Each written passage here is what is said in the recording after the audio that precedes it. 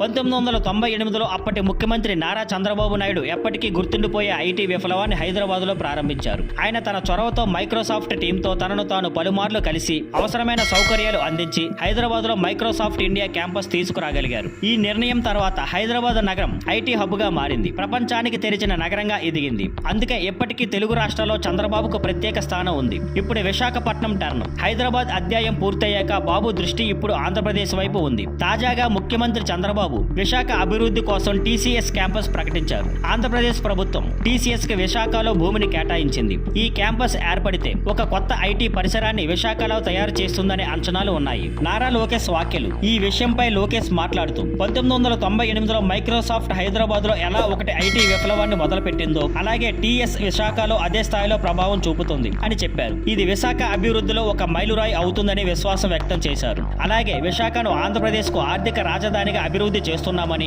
ఇంకా ఎన్నో పెట్టుబడులు, ఉద్యోగ అవకాశాలు రాబోయే రోజుల్లో నగరానికి వస్తాయని చెప్పారు. మొత్తానికి చెప్పాలంటే మైక్రోసాఫ్ట్ ద్వారా హైదరాబాద్ లో చరిత్ర సృష్టించిన బాబు ఇప్పుడు టీసీఎస్ ద్వారా విశాఖలో అదే చరిత్రను తిరిగి రాసేందుకు సిద్ధమవుతున్నారు. Thank you for watching. Please like, share and subscribe.